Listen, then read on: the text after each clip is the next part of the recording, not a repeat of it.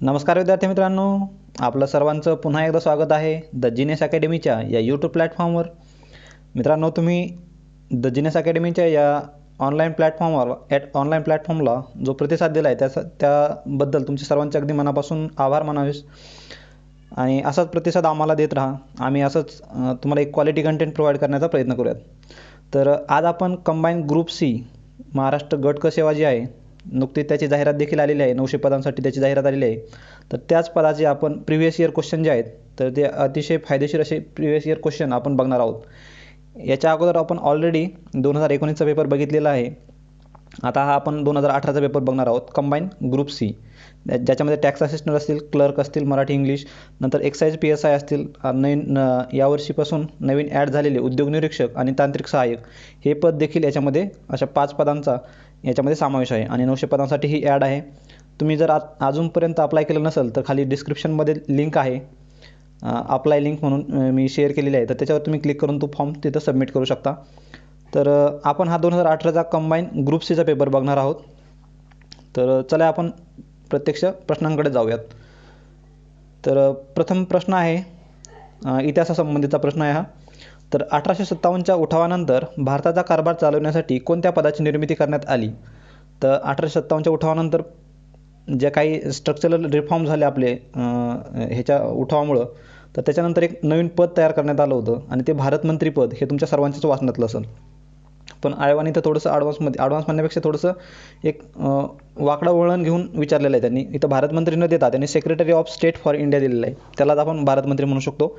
तर 1857 नंतर जे काय तयार झालं तर ते आहे secretary of state for India. तर अशाच प्रकारे तुम्ही मग 1773चा रेग्युलेटिंग ॲक्ट असेल तर 1773च्या रेग्युलेटिंग ॲक्टनुसार कोणतं, म्हणजे गव्हर्नर ऑफ बेंगालला काय बनवलं आपण? गव्हर्नर जनरल ऑफ बेंगाल बनवला. नंतर 1833ला काय बनवलं? ते इंडिया बनवला, त्याचा गव्हर्नर जनरल ऑफ इंडिया झाला. नंतर 1857ला त्याचा व्हाईसरॉय झाला. मग याच्यातील प्रथम असेल, कॅनिंग असेल, तर हे देखील तुम्ही बघून ठेवणं गरजेचं आहे. आज सेक्रेटरी विचारला आहे, उद्या इन केस ते असंच विचारू शकतात की 1773 नंतर कोणतं पद तयार करण्यात आलं. तर हा ॲनालिसिसचा एक फायदा होतो. तर संबंधित प्रश्नाचं जर बघितलं आपण तर secretary of state for India हे त्यांनी नवीन पद तयार केलेलं होतं. तर प्रथम प्रश्नाचा पर्याय क्रमांक 1 इथे योग्य उत्तर मिळतो. आता पुढील प्रश्न बघूयात. जोड्यामध्ये दिला आहे त्यांनी, काही व्यक्ती दिलेले आहेत आणि त्यांचे कार्य दिलेले आहेत. आता इथं बघितलं आपण दीनबंधू मित्र, तर हे इंडिगो रिव्होल्ट संबंधित आहे आणि त्यांनी त्याच्यामध्ये एक नाटक लिहिलं होतं, नील दर्पण. नील म्हणजेच काय तर ती इंडिगो आहे. नील दर्पण हे नाटक लिहिलं होतं त्यांनी. इंडिगो रिव्होल्ट कुठं झालेला तर तो बेंगालमध्ये झालेला.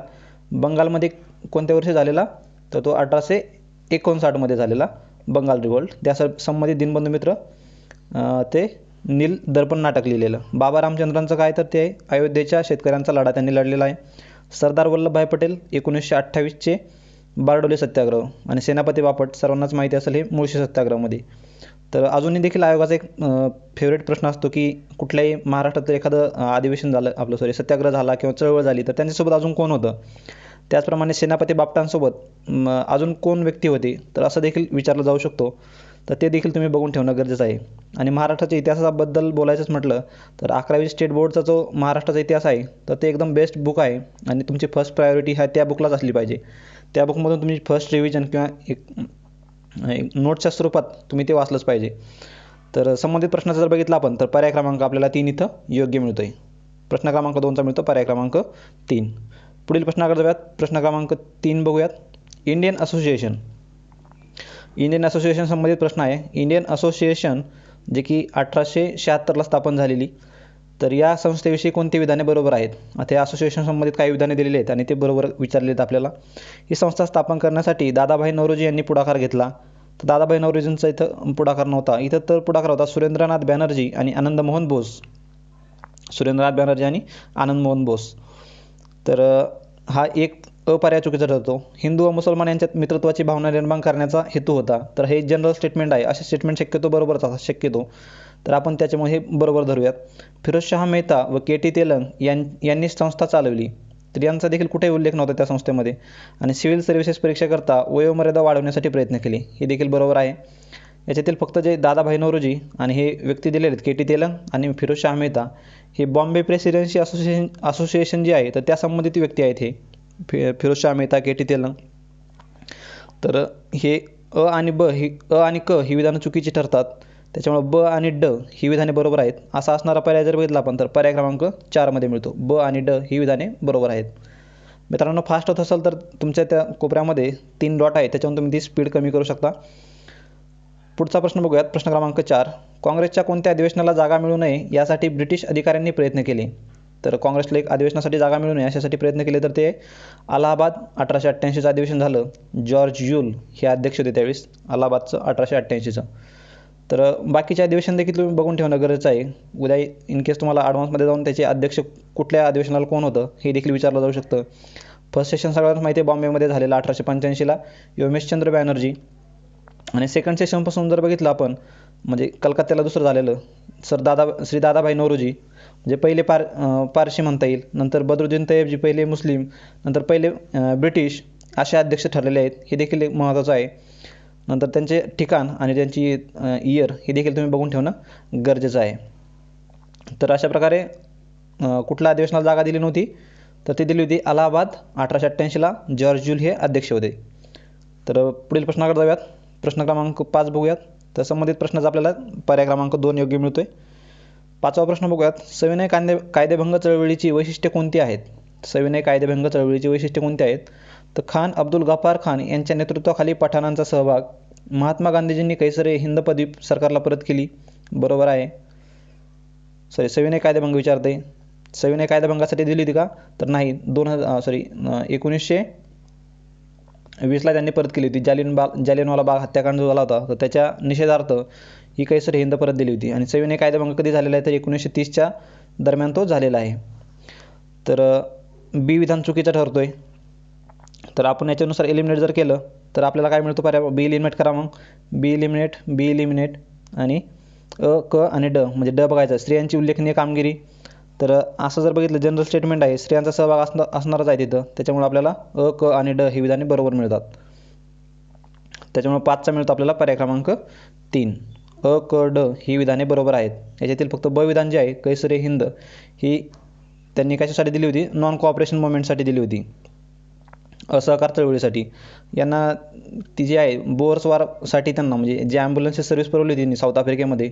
तर गांधीजींना त्यासाठी त्यांना कैसरे हिंद म्हणजेच काय तर एम्परर ऑफ इंडिया असं त्याला म्हणता येईल. 1915मध्ये त्यांना हा किताब देण्यात आलेला होता. आणि 1920मध्ये त्यांनी हा किताब परत केला. जो जालियनवाला बाग हत्याकांड जो झाला होता 13 एप्रिल 1919 ही तारीख देखील महत्त्वाची आहे. 13 एप्रिल 1919 ही तारीख देखील तुम्हाला विचारली जाऊ शकते. तर संबंधित प्रश्नाचा पर्याय क्रमांक 3 इथे योग्य मिळतो. पुढील प्रश्नाकडे जाऊयात. प्रश्न क्रमांक 6 बघूयात. मराठवाड्यातील पाथरी गावचे देवीदास कांबळे हे डॅश डॅशचे पुढारी होते आणि कोणत्या समाजाचे पुढारी होते असं विचारलं आहे त्यांनी. तर ते होते मातंग समाजाचे पुढारी. हे फॅक्च्युअली डेटा इथं पाठच करावं लागणार, रट्टा मारणं इथं गरजेचंच आहे. तर हे होते देवीदास कांबळे, DNP कांबळे. हे मेंबर ऑफ पार्लमेंट म्हणजे खासदार देखील राहिलेले आहेत हे पहिल्या लोकसभेला. तर संबंधित प्रश्नाचा पर्याय क्रमांक 2 इथे योग्य उत्तर मिळतं आहे. पुढील प्रश्नाकडे जाऊयात. खाकसार म्हणजे काय? खाकसार म्हणजे डॅश डॅश होय. खाकसार ही काय तर ते आहे मुसलमानांची लढाऊ संघटना. याच्याबद्दल अजून डिटेल जर बघायचं घेतलं आपल्याला तर विकिपीडिया देखील सर्च करू शकता तुम्ही. तर इथे मी थोडासा त्याचाच एक स्क्रीनशॉट घेतलेला आहे. तर ही खाकसार जी आहे तरी मुस्लिमांची एक काम दिलेलं आहे, मुसलमानांची लढाऊ संघटना होती. ती स्थापना कोणी केली होती तर हे थोडंसं ॲडव्हान्समध्ये विचारलं जाऊ शकतं. अल्लामा खान हे लक्षात ठेवू शकतो मी. अल्लामा खान 1931ला जी स्थापना झाली होती आणि इस्लाम धर्माशी संबंधित होती ती. तर हे महत्त्वाचं आहे. तर संबंधित प्रश्नाचा त्याच्यामुळे पर्याय क्रमांक आपल्याला काय मिळतो? पर्याय क्रमांक 1 इथं योग्य मिळतो. 8वा प्रश्न बघूयात. विदर्भात हिंदुस्थानी लाल सेनेच्या स्थापनेत पुढील व्यक्तींपैकी कोण होते? विदर्भात हिंदुस्थानी लाल सेनेच्या स्थापनेत पुढील व्यक्तीपैकी कोण होते? तर इथं आपल्याला बघितलं तर मदनलाल बागडी, विनायक दांडेकर आणि श्यामनारायण काश्मीरी हे होते पर्याय क्रमांक 1 मधले व्यक्ती. तरी राजगुरू ह्याच्यावरून आपण इलिमिनेट करू शकतो याला. राजगुरू सुखदेव हे तर नव्हतेच त्याचं. त्याच्यामुळे आपल्याला पर्याय क्रमांक 1 इथे योग्य उत्तर मिळतोय. पुढील प्रश्नाकडे जाऊयात. प्रश्न क्रमांक 9 बघूयात. आता हा खूपच फॅक्च्युअल आहे. मोरेश्वर वासुदेव अभ्यंकर. तर आपण ज्या भागातील आहोत त्या भागातील एक आडनावांचा एक आपल्याला अंदाज आलेला असतो. तर त्यानुसार आपण एक लॉजिक लावू शकतो त्यानुसार. तर मोरेश्वर वासुदेव अभ्यंकर हे डॅश डॅश येथील होम रूलचे सक्रिय कार्यकर्ते होते. आता हे अभ्यंकर जे आहेत तर हे लोकमान्य टिळकांचे एक प्रकारे सहकारी किंवा एक फॉलोअर म्हणता येईल त्यांना. त्यांच्या विचाराशी म्हणजे विचार यांचे एकमेकांसोबत जुळणारे होते. तर त्याचप्रमाणे हे होम रूल चळवळ जी आहे 1916ला सुरू झालेली लोकमान्य टिळकांची, त्या होम रूल चळवळीमध्ये देखील यांनी सक्रिय सहभाग घेतलेला होता. तर हे कोणत्या भागाचे कार्यकर्ते होते तर ते होते पर्याय क्रमांक 3मध्ये जो आहे विदर्भ, तर विदर्भातील नागपूर जिल्ह्यातील ते एक सक्रिय कार्यकर्ते होते होम रूल लीगचे. त्याच्यामुळे पर्याय क्रमांक 3 इथं योग्य मिळतो 9चा. पुढील प्रश्नाकडे जाऊयात. प्रश्न क्रमांक 10 बघूयात. डलहौसीचे साम्राज्यवादी धोरण, तैनाती फौज, दत्तक वारसा नामंजूर ही 1857च्या उठावाची डॅश डॅश कारणे होती. आता हे डॉक्टर ऑफ लॅब्स असेल किंवा तैनाती फौज असेल, हे साम्राज्यवादी धोरण असेल, तर ही काय आहेत? सामाजिक तर बिलकुलच नाही आहेत. अशा प्रश्नामध्ये जास्तीत जास्त एलिमिनेट करत चालायचं. आर्थिकचा काही संबंधच येत नाही. ही सरळ सरळ राजकीय कारणे होती उठावाची. 10व्याचा आहे पर्याय क्रमांक 2. पुढील प्रश्नाकडे जाऊयात. 11वा प्रश्न बघूयात. सन 1925मध्ये खाडीलकरांनी नवा काळ हे वृत्तपत्र सुरू केले. त्यामध्ये राजकारणाव्यतिरिक्त खालील इतर कोणते विषय होते? आता इथं तुमचा एक कॉमन सेन्स तुम्ही लावणं गरजेचं आहे. आता 1925मध्ये चित्रपटावर चर्चा करेल असं एखादं वृत्तपत्र असेल असं तुम्हाला वाटतं का? कारण त्यावेळेस चित्रपट किती म्हणजे खूपच रेअर असेल चित्रपट त्यावेळेस. तर ड एलिमिनेट करा तुम्ही त्यानुसार. ड एलिमिनेट केला म्हणजे एक एलिमिनेट झाला तुमचा. नंतर बघितलं आपण आता हे दोघं बघा, व्यापार आणि बाजारभाव हे सिमिलर आहेत, म्हणजे दोघं असलेच पाहिजेत ते. अ आणि क म्हणजे पर्याय क्रमांक 4मध्ये मिळतात आपल्याला. तर त्यानुसार 11व्याचं मिळतं आपल्याला पर्याय क्रमांक 4 आणि तेच इथं योग्य उत्तर आहे. असं थोडंसं एक कॉमन सेन्स लावत चालायचं जिथं आपल्याला माहीत नसेल. तर आता सर्वच वर्तमानपत्राबद्दल आपण पाठ करू शकत नाही ना, की कुठल्या वृत्तपत्रामध्ये कुठल्या विषयावर भर दिलेला आहे. तर असं थोडंसं एक आयोगालाही तुमच्याकडून हेच अपेक्षित आहे की तुमचा एक लॉजिक किंवा कॉमन सेन्स कुठपर्यंत तुम्ही वापर करू शकता त्याचा. कारण सर्वच गोष्टी आता एक कुठंतरी एखाद्या किरकोळ पुस्तकात दिलेलं असेल हे की नवा संबंधित की हे कोणत्या विषयाबद्दल हे बातम्या देत होतं. तर इथं तुमचा कॉमन सेन्सच कामाला येणार आहे. तर 12वा प्रश्न बघूयात. गांधीजींच्या वर्धा शिक्षण योजनेत पुढीलपैकी कोणत्या लघु उद्योगांचा समावेश नव्हता विचारलं त्यांनी. आता नव्हता जर विचारलं तर शेतीचं तर आय थिंक नव्हताच येतं, पण हा प्रश्न आयोगाकडून कॅन्सल झालेला आहे. चांभार काम होतं, लाकूड काम देखील होतं, कुंभार काम देखील होतं.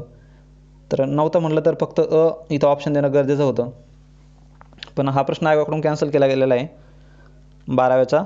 तर इथं काय वर्धा शिक्षण योजनेमध्ये काय तर 1937ला आलेली आहे ती.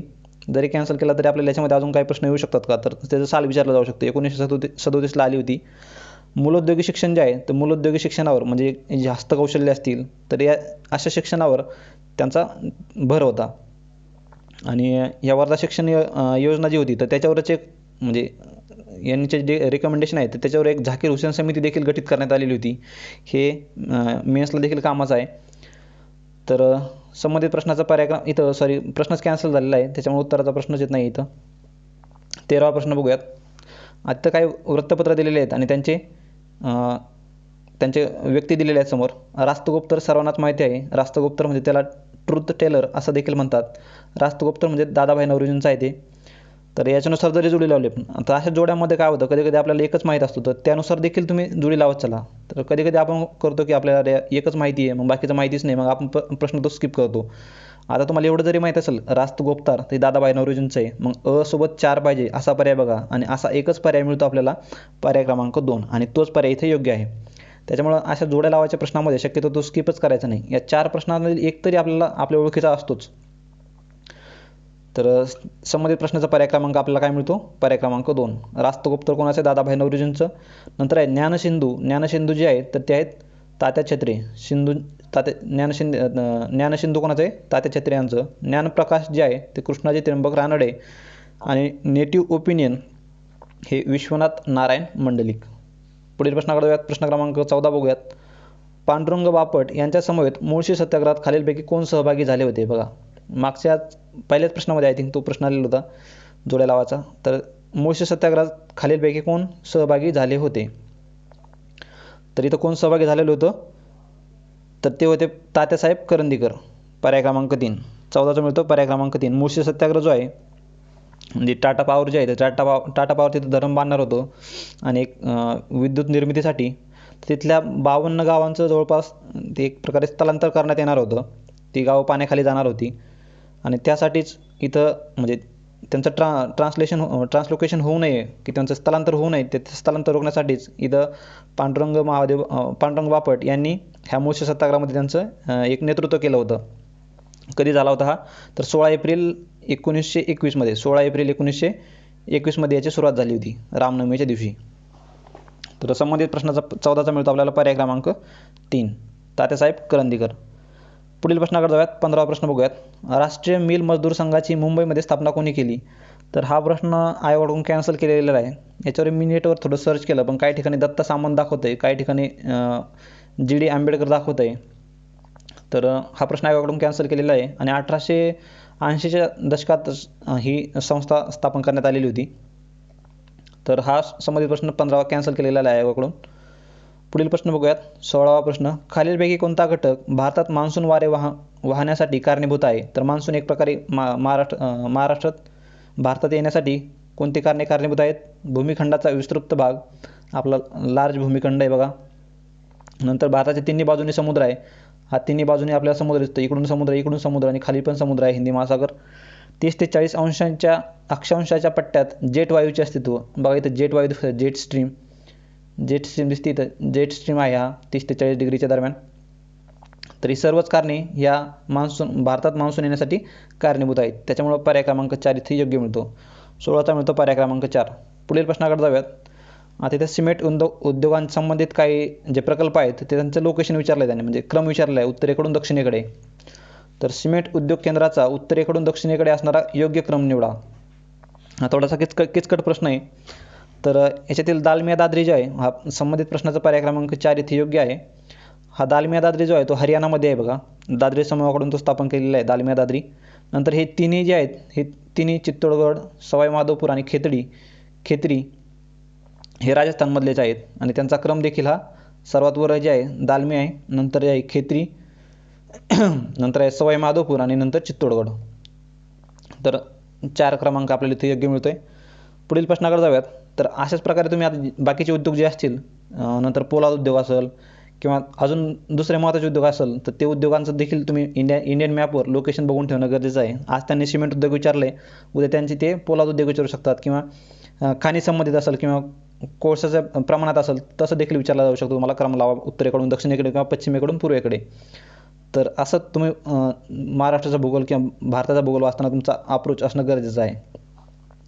पुढील प्रश्नाकडे जाऊयात. नुनमती तेल कारखाना कोणत्या राज्यात आहे? बघा, नुनमती तेल कारखाना कोणत्या राज्यात आहे? तर तो आहे आसाम राज्यात. नुनमती तेल कारखाना कोणत्या राज्यात? तर आसाम राज्यात. 18व्याचा मिळतो आपल्याला पर्याय क्रमांक 3. तर ही काय, तिला नुनमती तेल कारखाना जे आहे तिला गुवाहाटी रिफायनरी देखील म्हणतात. गुवाहाटी रिफायनरी, आसाममध्ये जे गुवाहाटी आहे ते गुवाहाटी रिफायनरी असं देखील म्हटलं जातं तिला. आणि ही काय विचारली एवढं डिटेलमध्ये जाऊन, कारण ही पब्लिक सेक्टरमधली पहिली रिफायनरी आहे ती, म्हणजे सार्वजनिक क्षेत्रातील ही पहिला हा तेल कारखाना आहे, तेल शुद्धीकरण कारखाना आहे. त्याच्यामुळे तो विचारला गेलेला आहे आपल्याला. याची स्थापना झाली होती 1962 1 जानेवारी 1962 याची स्थापना झालेली आहे. तर संबंधित प्रश्नाचा पर्याय क्रमांक 3 इथे योग्य मिळते. पुढील प्रश्नाकडे जाऊयात. 19वा प्रश्न बघूयात. काथ, एक प्रकारे काथ्या आहे तो काथ्या कोणत्या झाडापासून मिळवतात? तर तो खैरापासून मिळवतात. खैराचं झाड आहे बघा, तुम्ही बघितलं असेल. तर पर्याय क्रमांक 1 जे आहे खैर, काथ हा खैर झाडापासून मिळवला जातो. 19चा मिळतो आपल्याला पर्याय क्रमांक 1. पुढील प्रश्नाकडे जाऊयात. 20वा प्रश्न बघूयात. डॅश डॅश राज्य पवन ऊर्जेत अग्रेसर आहे. आता कोणतं राज्य पवन ऊर्जेत अग्रेसर आहे? तर तमिळनाडू जे आहे, तमिळनाडू राज्य पवन ऊर्जेत हे अग्रेसर आहे. तर याच्यामध्ये वेगवेगळं आहे बघा. आता एखाद्याची कॅपॅसिटी असते आणि एखाद्याचं इन्स्टॉलेशन कॅपॅसिटी देखील असते, म्हणजे ॲक्च्युअल त्याचा उपयोग किती झाला आहे. तर उपयोग झालेला असेल तर पवन ऊर्जेत अग्रेसर त्यानुसार तमिळनाडू ठरतं आहे. काही ठिकाणी तुम्हाला गुजरात देखील वाचायला मिळू शकतं ते. तर ती इन्स्टॉलेशन कॅपॅसिटी आहे त्याची.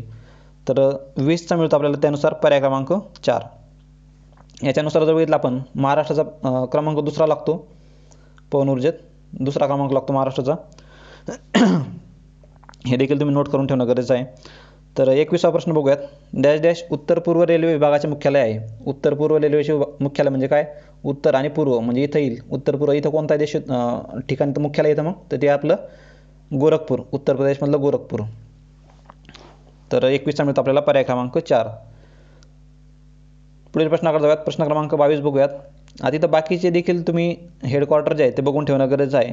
भुवनेश्वर कुठलं आहे बाबा, ते ईस्ट कोस्टल आहे. मग गुवाहाटी, हे गुवाहाटी झालं ते गुवाहाटी आहे, ते गुवाहाटी कुठलं आहे, हाजीपूर कुठलं आहे. बाकीचे नंतर आता नवीन झालेलं साऊथ कोस्टल जे आहे दक्षिण किनारी विशाखापट्टणम येथे झालेला 18वा विभाग, तो देखील बघून तुम्ही ठेवणं गरजेचं आहे.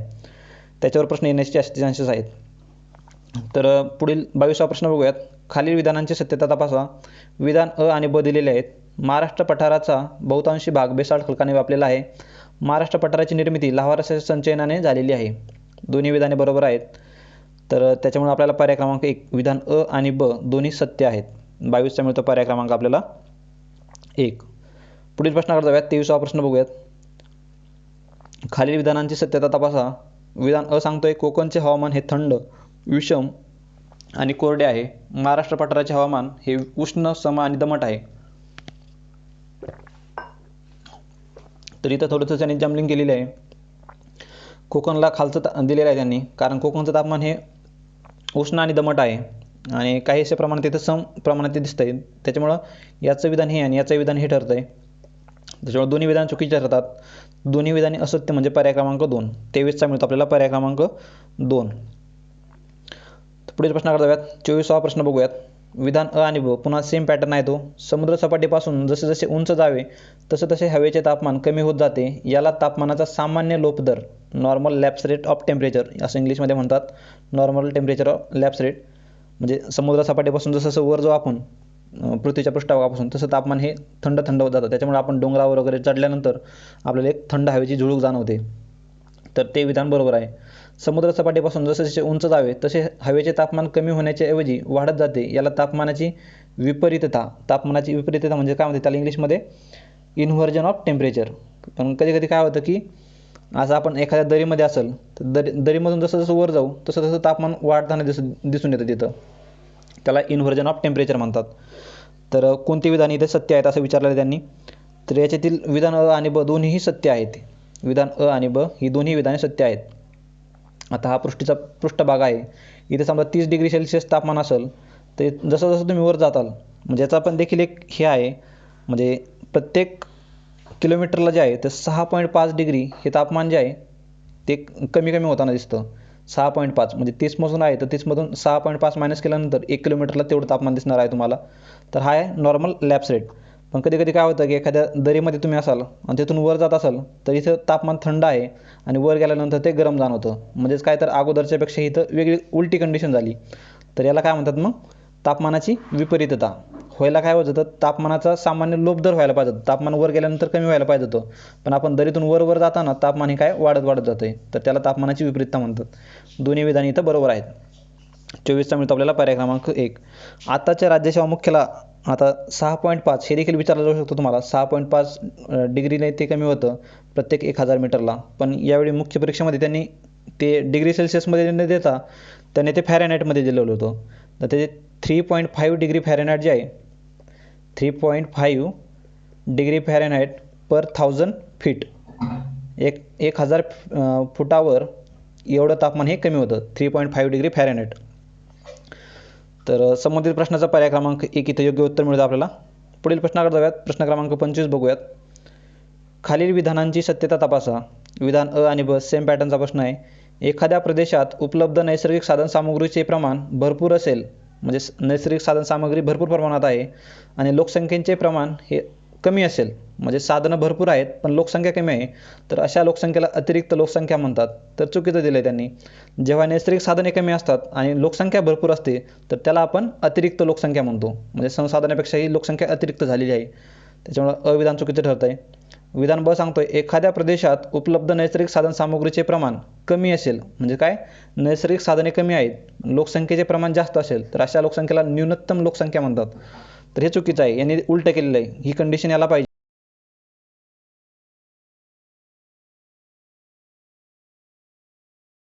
आणि ब दोन्ही असत्य आहेत. 25चा त्याच्यामुळे आपल्याला पर्याय क्रमांक 2 इथं योग्य उत्तर मिळतो. परीक्षेला मान्य आहे की वेळ खूप कमी असतो. 60 मिनिटात आपल्याला सर्व प्रश्न सोडायचे असतात. पण काळजीपूर्वक वाचल्याशिवाय आपल्याला पर्याय नाही आहे. नाहीतर असं गडबडीत चुकलं जाऊ शकतं आपलं. तर पुढील प्रश्नाकडे जाऊयात.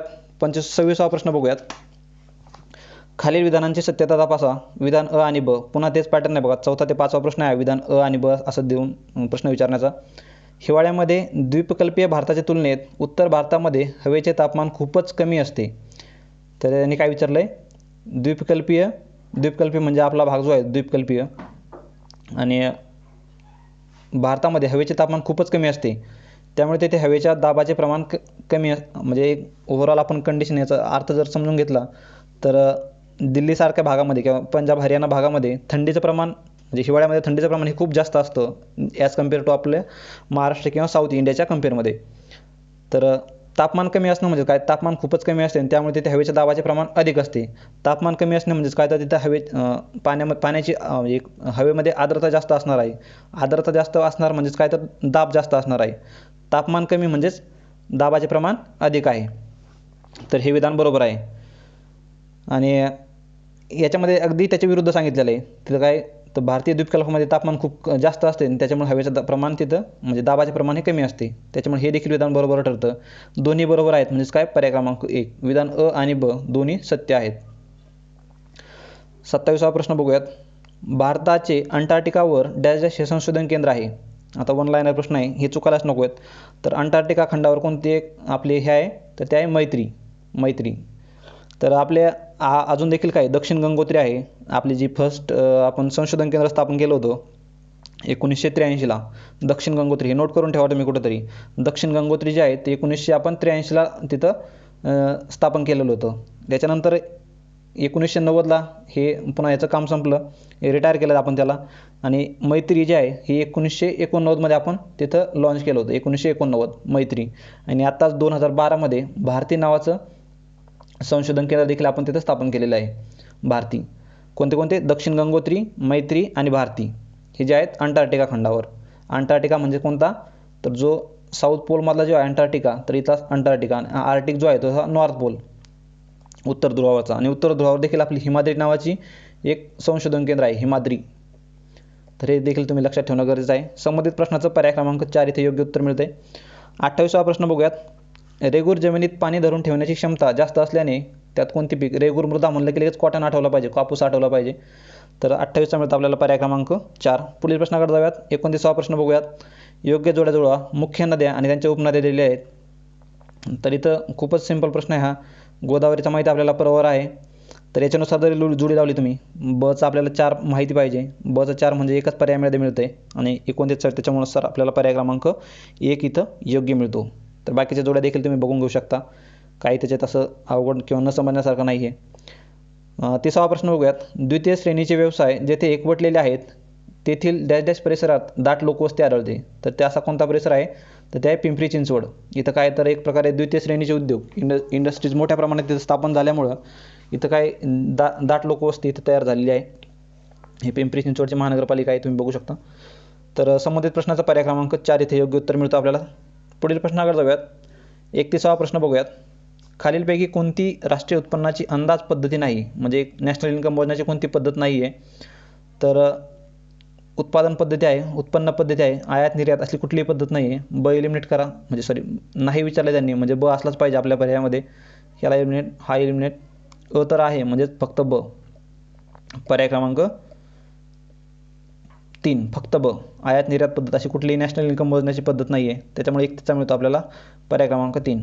पुढील प्रश्नाकडे जाऊयात. 32वा प्रश्न बघूयात. केंद्र शासनाचे अंदाजपत्रक महसुली खाते आणि भांडवली खाते.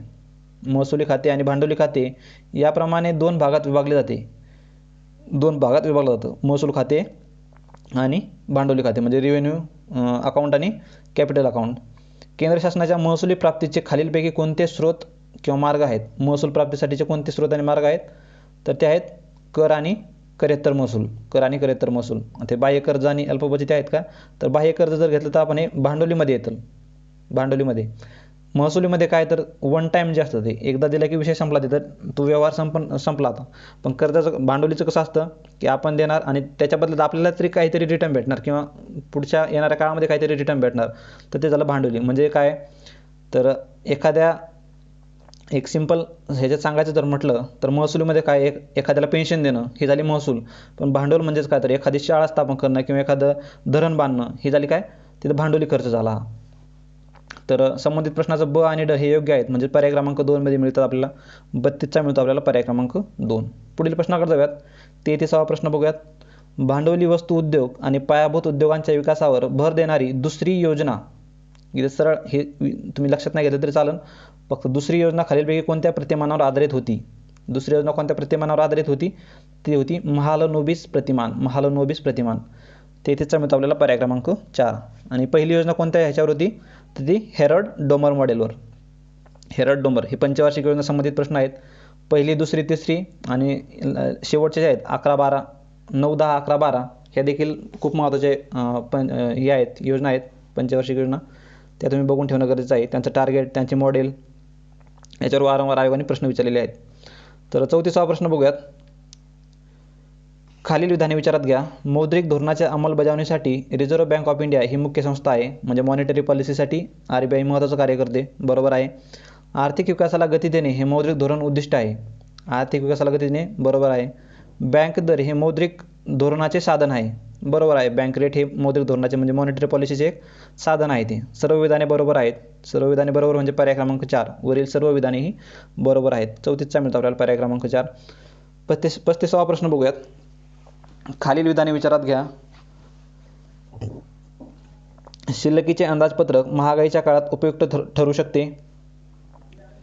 नंतर आपल्याला असं तर विचारलेलं आहे, हे लक्षात राहू द्या. तुटीचे अंदाजपत्रक बेरोजगारी दूर करण्यासाठी उपयुक्त आहे.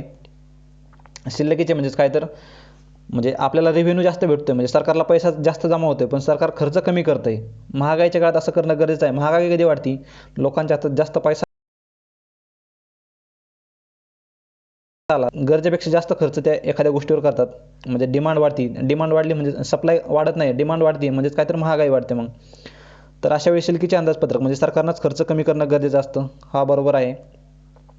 तुटीचे अंदाजपत्रक बेरोजगारी दूर करण्यासाठी उपयुक्त ठरते. तुटीची बेरोजगारी म्हणजे तुटीचं अंदाजपत्रक म्हणजेच काय तर सरकारचा म्हणजे इन्कम कमी आहे, पण सरकार खर्च जास्त करते, म्हणजे पब्लिकवर जास्त पैसा खर्च करते. तर ते गरजेचं आहे बेरोजगारी दूर होण्यासाठी, म्हणजे उद्योगधंदे चांगल्या प्रकारे सुरळीत चालतील आणि त्याच्यामुळे उद्योगधंदे सुरळीत चालल्यामुळे बेरोजगारांना रोजगार मिळेल. तर तुटीचं अंदाजपत्रक त्यासाठी उपयुक्त आहे. 2 देखील बरोबर आहे. भारतामध्ये शेती मंत्रालयाकडे केंद्र सरकारच्या अंदाजपत्रकाची चौकट तयार करण्याची जबाबदारी आहे. तर हे चुकीचं आहे. केंद्र म्हणजे ॲग्रिकल्चर मिनिस्ट्री म्हणजे शेती मंत्रालयाचा आणि केंद्रीय अर्थसंकल्पाचा काही संबंध नाही आहे. क विधान चुकीचं ठरतं आहे असं ते विचारलं आपल्याला. तर फक्त क हे विधान इथे योग्य ठरतं. 35चा मिळतो आपल्याला पर्याय क्रमांक 4. पुढील प्रश्नाकडे जाऊयात. 36वा प्रश्न बघूयात. योग्य जोड्या जुळवा. प्रमुख बँकांचे राष्ट्रीयकरण, नंतर RRBs, इम्पिरियल बँक ऑफ इंडियाचे स्टेट बँकेत रूपांतर आणि नरसिंह समितीचा दुसरा अहवाल. नरसिंह समितीचा पहिला अहवाल कधी आला होता? 1992ला दिला त्यांनी अहवाल. दुसरा अहवाल दिला होता त्यांनी 1998ला दिलेला. नंतर RRBची स्थापना झाली 1976च्या कायद्यानुसार. जरी 75ला झाली असेल तर ती ऑर्डिनन्सनं झालेली, पण ॲक्ट जो आहे तो 76चा आलेला आहे. प्रमुख बँकांचे राष्ट्रीयकरण झालेले आहे, तर ती झालेली आहे 14 बँकांचे राष्ट्रीयकरण 1969मध्ये. आणि state bank of India, imperial bank of India जी होती, तर स्टेट बँक ऑफ इंडिया जी झाली तर ती जुलै 1955मध्ये गोरवाल समितीच्या शिफारशीनुसार ह्या स्टेट बँकेत त्याचं रूपांतर करण्यात आलेलं होतं 1955ला. तर बघा मग कुठले पर्याय मिळतात. अचा काय पाहिजे आपल्याला? 3 पाहिजे. सोबत 3 एकच पर्यायामध्ये आहे, पर्याय क्रमांक 2. 36चा मिळतो आपल्याला पर्याय क्रमांक 2. पुढील प्रश्नाकडे जाऊयात. प्रश्न क्रमांक 37 बघूयात. भारत सरकारची खालीलपैकी कोणती नोडल एजन्सी दारिद्र्याचे मोजमाप करण्यासाठी काम करत होती? आता इथं जरी माहीत नसेल तर तुम्ही याच्या थोडंसं करत होती म्हणजे काय ते सध्या अवेलेबल नसणार आहे, म्हणजे सध्या ते खारिज करण्यात आली असणार किंवा संपुष्टात करण्यात आलेली असणार आहे. तर संपुष्टात करण्यात आलेले काय? नियोजन आयोग. नियोजन आयोग जी काय तर त्याचं इथं योग्य उत्तर आहे. 37चा आपल्याला पर्याय क्रमांक 1 इथं योग्य मिळतोय. 38वा प्रश्न बघूयात. खालीलपैकी कोणता स्वयंरोजगार कार्यक्रम 1983-84च्या कालावधीत सुरू करण्यात आला आणि नंतर तो प्रधानमंत्री रोजगार योजनेत समाविष्ट करण्यात आला? तर हे फॅक्च्युअल आहे, हे माहीत असणं गरजेचं आहे. सुशिक्षित शहरी युवकांसाठी स्वयंरोजगार कार्यक्रम, तर हा कार्यक्रम जो आहे तो ते या प्रधानमंत्री रोजगार योजनेत समाविष्ट करण्यात आलेला होता. आणि तुम्हाला जर असं काही माहिती नसेल आणि तुम्हाला असं वाटतं की आपला अटेम्प्ट खूप कमी झालेला आहे, तर यासाठी मी एक वेगळा व्हिडिओ बनवलेलाच आहे, त्याची देखील मी लिंक खाली डिस्क्रिप्शनमध्ये प्रोव्हाइड करतो.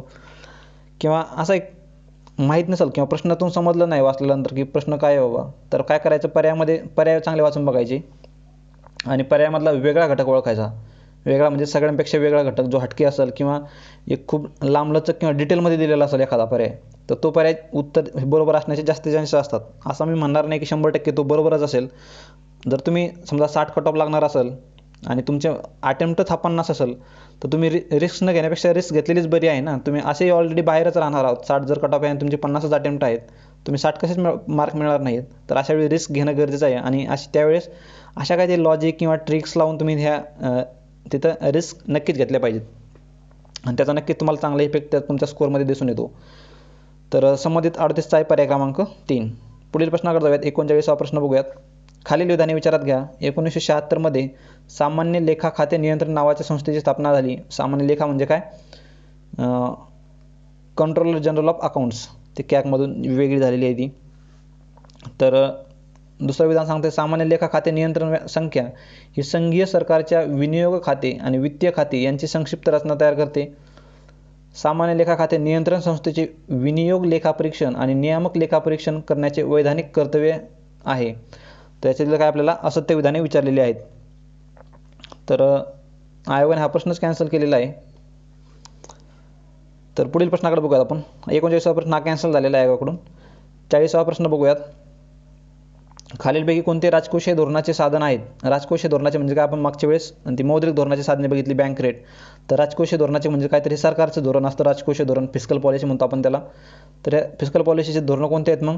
हे बँक रेट कोणाचा आहे? तर हा मौद्रिक धोरणाचा प्रकार आहे. ड नसणारच आहे. ड नसणार म्हणजे हाय लिमिट.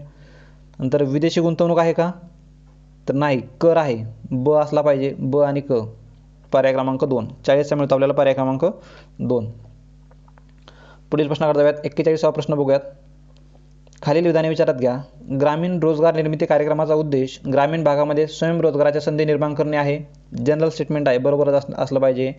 स्वर्ण जयंती शहरी रोजगार योजनेचे उद्दिष्टे शहरी भागामध्ये स्वयंरोजगार आणि वेतन रोजगार या दोन्हीमध्ये रोजगार संधी निर्माण करणे आहे. ऑगस्ट 2011 मध्ये संसदेत पास केलेला नवीन कायदा महात्मा गांधी राष्ट्रीय शहरी रोजगार असला कुठलाही कायदा झालेला नाही आहे. क विधान चुकीचं ठरतंय. क इलिमिनेट करा. क इलिमिनेट एकच पर्याय उरतो आपल्याकडं, अ आणि ब. 41चा मिळतो आपल्याला पर्याय क्रमांक 3. कारण हा असा कुठलाही कायदा पास झालेला नव्हता. तर वरील दोन्ही विधाने ही बरोबर आहेत, अ आणि ब. त्याच्यामुळे पर्याय क्रमांक आपल्याला काय मिळतो? पर्याय क्रमांक 3 इथे योग्य मिळतो 41चा. 42वा प्रश्न बघूयात. लोकसंख्या संक्रमण सिद्धांतानुसार खालील विधाने विचारात घ्या. लोकसंख्येचे जे टप्पे जे असतात आपला बघा, 1901 ते 21, 21 नंतर 51, 51 ते 81, 81 नंतर समोरचा टप्पा आपला 2011 पर्यंत म्हणता येईल. तर या टप्प्यांचे इथे संबंधित प्रश्न आहेत. पहिल्या अवस्थेत अर्थव्यवस्था प्राचीन आणि मागासलेली असते. दुसऱ्या अवस्थेत लोकसंख्येची वृद्धी जलद होते. तिसऱ्या अवस्थेत शहरीकरण आणि औद्योगिकरण जलद होते. 1921 नंतर भारताने दुसऱ्या अवस्थेत प्रवेश केला. आता वरील विधाने दिलेली आहेत एवढे. तर याच्यातील बघितलं आपण, ही सर्व विधाने भारताच्या दृष्टीने बरोबर आहे ती. त्याच्यामुळं पर्याय क्रमांक 4 इथे योग्य मिळतो वरीलपैकी सर्व. पहिल्या अवस्थेत काय झालं, ती अर्थव्यवस्था ही प्राचीन आणि मागासलेली होती. दुसऱ्या अवस्थेत लोकसंख्येची वृद्धी झाली. तिसऱ्या अवस्थेमध्ये काय झालं, तर शहरीकरण आणि औद्योगिकरण जलद झाले. 21लाच काय केलं होतं भारतानं? दुसऱ्या अवस्थेमध्ये पदार्पण केलेलं होतं. 42 त्यानुसार आपल्याला पर्याय क्रमांक 4 इथे योग्य उत्तर मिळतोय. पुढील प्रश्नाकडे जाऊयात. प्रश्न क्रमांक 43 बघूयात. खालीलपैकी कोणते वाक्य बरोबर आहे किंवा योग्य आहेत? लेखापरीक्षक एखाद्या संस्थेचा प्रत्येक व्यवहार तपासू शकत नाही. लेखापरीक्षण म्हणजे कोण? ऑडिटर जो असतो तो ऑडिटर. लेखापरीक्षण पुरावा हा अंतिम निर्णायक स्वरूपाचा नसतो. लेखापरीक्षक तज्ज्ञावर विश्वास ठेवून असतो. तर हे सर्व विधाने बरोबर आहेत, कारण हा सर्व व्यवहार तपासून आहेत. त्याला काही एक्सेप्शन असू शकतात लेखापरीक्षणाला देखील. आणि हा अंतिम पुरावा किंवा अंतिम निर्णय हा मांडला नसतो तिथं. त्याच्यामुळे हे देखील बरोबर आहे. हे देखील बरोबर ठरतं. लेखापरीक्षक तज्ज्ञावर विश्वास ठेवून असतो, हे देखील बरोबर आहे. त्याच्यानुसार आपल्याला पर्याय क्रमांक 4 अ, ब, क हे विधान इथं योग्य मिळत आहे. पुढील प्रश्नाकडे जाऊयात. प्रश्न क्रमांक 44 बघूयात. खालील विधाने विचारात घ्या. RBIची स्थापना 1 एप्रिल 1935 रोजी झाली. 1934च्या ॲक्टनुसार 1 एप्रिल 1935ला RBIची स्थापना झाली, बरोबर आहे. रिझर्व्ह बँक ऑफ इंडियाचे राष्ट्रीयकरण 1950 हे चुकीचं आहे. 1949ला राष्ट्रीयकरण झालेलं आहे. त्याच्यामुळे बी चुकीचा ठरतो. तर असत्य काय आहे? तर असत्य विचारलं आहे. बी असत्य म्हणजे बी असलंच पाहिजे आपल्या पर्यायामध्ये. एक इलिमिनेट होतोय. अ नसलं पाहिजे. तर ब आणि क बघा काय सांगतंय. भारत सरकारच्या वित्त मंत्रालयाकडून 1 रुपयाची नोट आणि सर्व परिमाण नाणी जारी केली जातात. म्हणजे वित्त मंत्रालय जे आहे भारत सरकारचं ते 1 रुपयाची नोट आणि बाकीची नाणी हे वितरित करतं किंवा ते जाहीर करतं, ते जारी करतं. त्याच्यामुळे क विधान देखील बरोबर आहे, म्हणजे फक्त ब विधान चुकीचं ठरतं आहे. ते 1950च्या जागेवर 1949 असणं गरजेचं होतं. तर 44चा मिळतो आपल्याला पर्याय क्रमांक 4. पुढील प्रश्नाकडे जाऊयात. प्रश्न क्रमांक, आता तुम्ही वाचताना देखील अशा बघा एकाच वर्षाचा गॅप दिलेला आहे इथं. आता हा 1 वर्ष म्हणजे तुम्ही वाचताना तुमचा अप्रोच देखील हा असला पाहिजे. डेट जे किंवा इयर जे आहे तर ते फिक्स माहितीच असलं पाहिजे तुम्हाला. एक अंदाजे नको आहे की हां ठीक आहे 1948 ते 50 दरम्यान असेल कुठं. तर असं नको आहे, आपल्याला ते फिक्स माहितीच असलं पाहिजे. तर 45वा प्रश्न बघूयात. खालील विधाने विचारात घ्या. विशेष आर्थिक क्षेत्राची निर्यात वृद्धीसाठी स्थापना केली जाते. म्हणजे जे स्पेशल इकॉनॉमिक झोन जे आहे सेड्स 2005चा ॲक्ट झाला तर बघा यासाठी स्पेशल इकॉनॉमिक झोन. ते स्पेशल इकॉनॉमिक झोन काय असतं तर ते त्याच्यामध्ये काहीतरी काही इंडस्ट्री ज्या आहेत, कंपन्या ज्या आहेत त्यांना मोठ्या प्रमाणात सवलत दिली जाते की तुम्ही इथून माल निर्यात करा दुसऱ्या देशामध्ये. त्याच्यानुसार आपल्याला आपली इकॉनॉमी एक अजून डेव्हलप होईल. तर विशेष आर्थिक क्षेत्राची निर्यात वृद्धीसाठी स्थापना केली जाते, बरोबर आहे हे. वित्तमंत्री श्री नरसिंह राव यांनी 1991मध्ये नवीन आर्थिक धोरण जाहीर केले. राज्यसेवा 2018ला पूर्वला प्रश्न आला होता बघा, 1991ला अर्थमंत्री कोण होतं म्हणून. तर इथे वित्तमंत्री दिलेला आहे. तर अर्थमंत्री कोण होतं तर त्यावेळी ती मनमोहन सिंग होते त्यावेळी अर्थमंत्री 1991ला जे आपली सुधारणा झाली त्यावेळी. तर वित्तमंत्री हे पी.व्ही. नरसिंहराव जे होते ते प्रधानमंत्री होते, त्याच्यामुळे हे वित्तमंत्री देखील म्हणणं चुकीचं आहे त्यांना. नंतर सरकारने शेतमाल निर्यातीला प्रोत्साहन देण्यासाठी शेती निर्यात क्षेत्राची संकल्पना जाहीर केलेली आहे, बरोबर आहे. आणि काय विचार आपल्याला विधाने बरोबर आहेत, म्हणजे अ आणि क ही विधाने बरोबर आहेत. पर्याय क्रमांक 3 मध्ये मिळतात अ आणि क. 45चा आहे पर्याय क्रमांक 3. आता इथं बघा जे माहीत असेल ना ते शुअर शॉर्ट माहितीच असलं पाहिजे आपल्याला, त्याच्यामध्ये डाऊट नको आहे. आणि जे माहीत नसेल तर ते आपल्याला मग इलिमिनेट करता येतं जे आपल्याला शुअर शॉर्ट माहिती त्यानुसार. आता इथं हे पी.व्ही. नरसिंहराव जे होते तर ते प्रधानमंत्री होते, ते वित्तमंत्र्यांचा त्यांचा काही संबंध नव्हता. त्याच्यामुळे बी विधान इलिमिनेट केलं आपण तरी देखील आपल्याला एका विधानावरून आपण सर्व पर्याय म्हणजे योग्य पर्यायापर्यंत जाऊ शकतो. ब आपल्याला शुअर शॉर्ट माहिती जर हे वित्तमंत्री नसतील तर ब इलिमिनेट इथं आहे, इथं ब आहे, मग हा इलिमिनेट. वरीलपैकी सर्व म्हणजे इथं पण ब असणार आहे, हा पण इलिमिनेट. एकच पर्याय उरतो आपल्याकडं अ आणि क, आणि तेच उत्तर आहे. 45चा मिळतो आपल्याला पर्याय क्रमांक 3. पुढील प्रश्नाकडे जाऊयात. 46वा प्रश्न बघूयात. आता इथं सायन्सचे प्रश्न सुरू झालेले आहेत मित्रांनो, इकॉनॉमिक्सचे संपले इथं. जर 2 रोज, इथं बऱ्यापैकी न्यूमरिकल किंवा असे प्रॉब्लेम विचारले आहेत त्यांनी. जर 2 रोज एकसर जोडणीने जोडले तर सेम हा प्रश्न जो आहे तो हा राज्यसेवेला देखील आधी येऊन गेलेला आहे. जर 2 रोज एकसर जोडणीने जोडले त्यांचा परिणामी रोध 45 होतो. जर सिरीजमध्ये जोडले त्यांनी तर सिरीजमध्ये जोडले तर किती होतं 45 होतो. आणि पॅरलल जर जोडले म्हणजे असे पॅरलल जर जोडले तर किती होतो परिणामी रोध 10 होतो. तर एक फॉर्म्युला माहीत असेल तुम्हाला RSचा, म्हणजे सिरीजमध्ये जोडल्यानंतर काय होतं R1 + R2. म्हणजेच काय तर जे दोन रोध जे असणार आहेत समोर देणारे तर त्यात दोघांची बेरीज जी आहे ती 45 आली पाहिजे. म्हणजे कोणाची बेरीज 45 येते बघा, 10 आणि 45 शक्यच नाही आहे. 10 आणि 30 यांची 40 येते. 15 आणि 30 या दोघांचीच बेरीज फक्त 45 येते. म्हणजे हे विधान असणार आहे. आणि 10 आणि 45 यांची पुन्हा बघा 1 आणि 4 सेमच पर्याय दिलेले आहेत त्यांनी, तर हे देखील चुकीचं ठरतं. योग्य उत्तर काय मिळतं आपल्याला 15 ओहम आणि 30 ओहम. संपूर्ण प्रश्न देखील वाचण्याची गरज नाही, पण संपूर्ण प्रश्न वाचणं गरजेचं असतं. संबंधित प्रश्नाचा पर्याय क्रमांक 3 इथं योग्य उत्तर आहे. 46चा मिळतो आपल्याला पर्याय क्रमांक 3. पुढील प्रश्नाकडे जाऊया. 47वा प्रश्न बघूयात. पांढऱ्या रंगाचे प्रकाश किरण प्रिझममधून गेले असता त्याच्यात समाविष्ट असणाऱ्या रंगांच्या किरणामध्ये किंवा तरंगलांबीमध्ये वेगवेगळे होतात. या द्रक चमत्काराला काय म्हणतात? हा जो प्रिझम जो असतो तर इकडून आपण एक व्हाईट बीम ऑफ लाईट जर टाकला तर यांचं 7 कलरमध्ये त्यांचं म्हणजे हे होतं बघा, डिस्पर्शन होतं त्यांचं.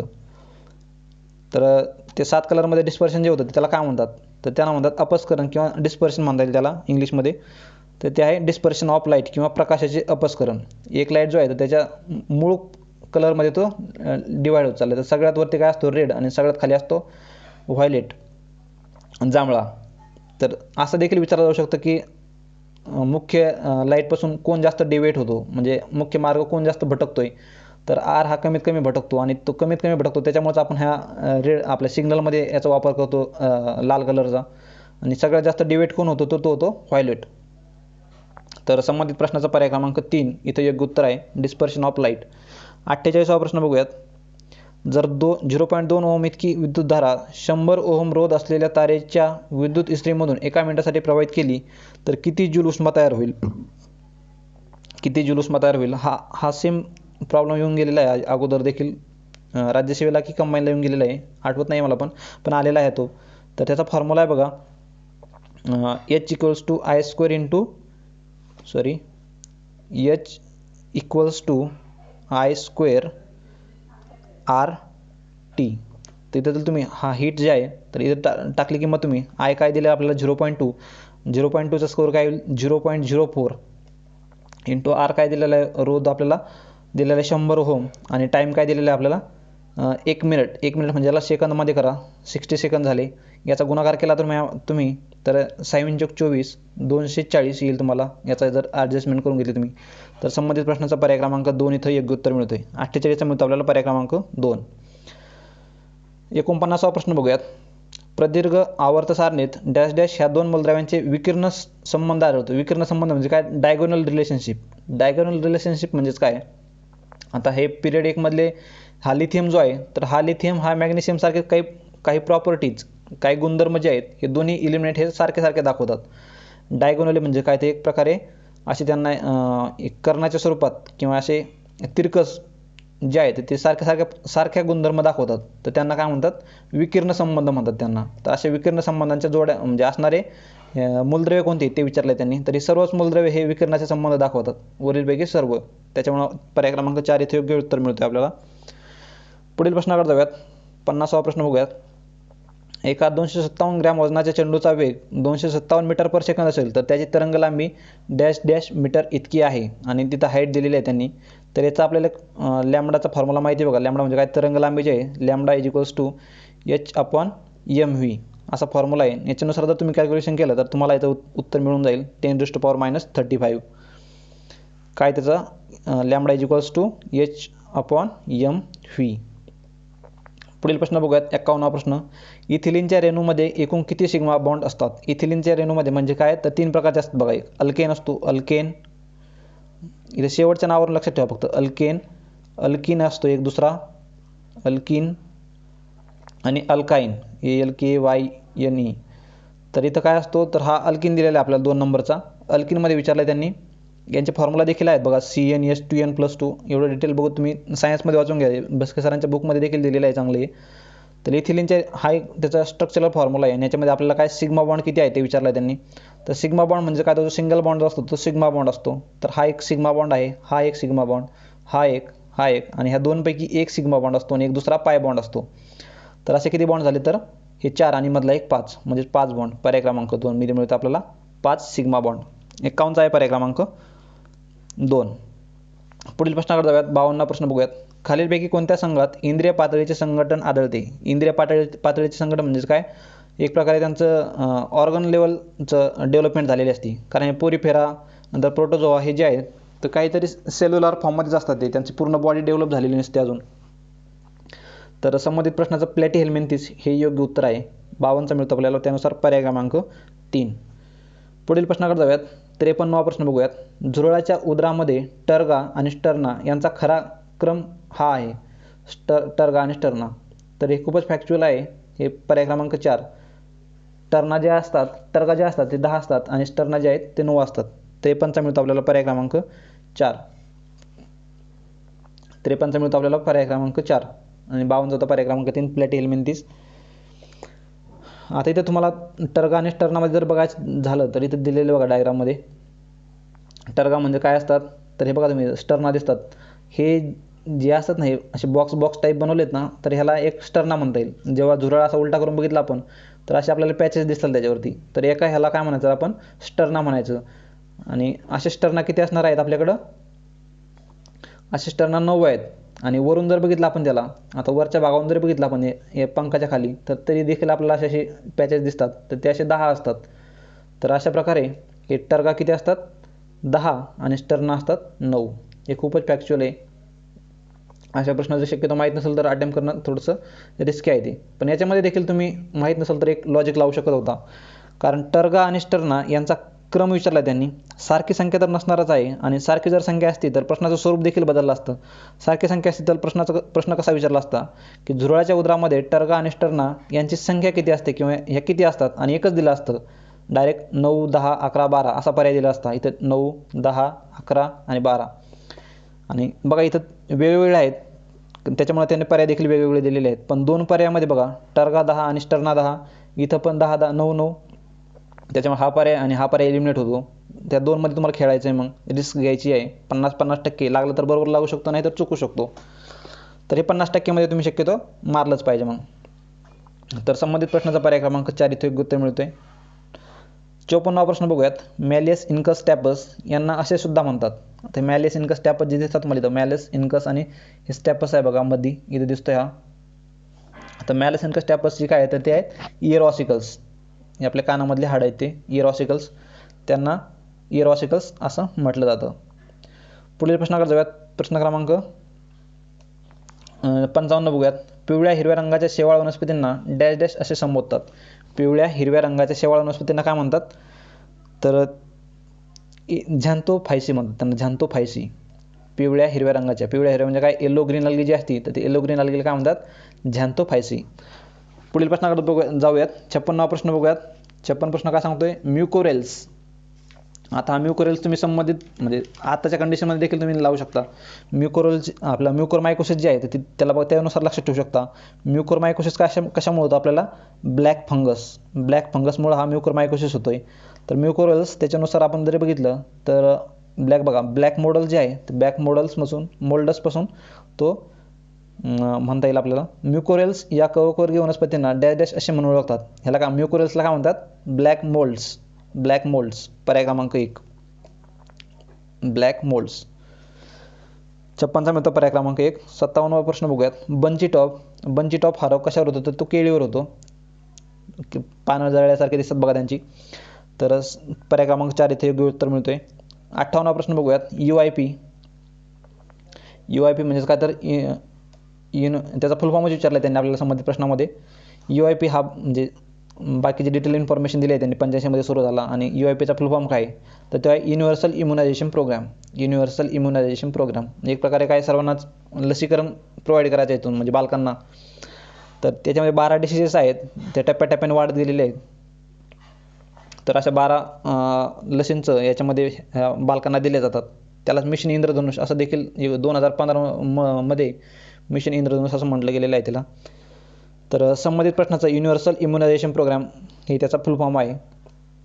59वा प्रश्न बघूयात. 12D ही प्रक्रिया अन्नावर केल्यास. आता बघा 12D हा समजा तुम्हाला प्रश्न माहीत नाही आहे, अटेम्प्ट तर करायचा आहे तुम्हाला, तर बघा हा 3 पर्याय जर बघितला आपण, थोडा वेगळा पर्याय बघा.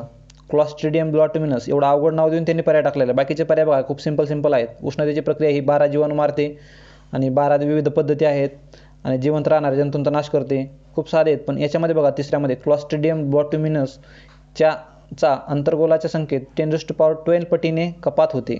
खूप डिटेल आणि सायंटिफिक रिझन वाटते ते देण्यामागे, आणि तेच पर्याय इथं योग्य आहे. 12D ही प्रक्रिया अन्नावर केल्यास काय होतं, तर पर्याय क्रमांक 3. 59चा मिळतो आपल्याला पर्याय क्रमांक 3. असं काहीतरी लॉजिक लावत चालायचं, कारण सगळंच पाठ करणं किंवा रट्टा मारून हे लक्षात राहणं खूप अवघड आहे. त्याच्यामुळे असे काहीतरी तुमचे स्वतःचे ट्रिक्स असतील तर ते तुम्ही डेव्हलप करा. आणि ते डेव्हलप करण्यासाठी काय तर आयोगाचे मागचे वारंवार आलेले पेपर, आयोग कोणताही प्रश्न विचारताना काहीतरी क्ल्यू हा तिथं देतोच. फक्त तो क्ल्यू काय दिलेला आहे आयोगानं किंवा ती ट्रिक काय दिलेली ते आपल्याला ओळखता आली पाहिजे. तर 60वा प्रश्न बघूयात. रक्त गोठण्याच्या प्रक्रियेत फायब्रिनमध्ये रूपांतर होते.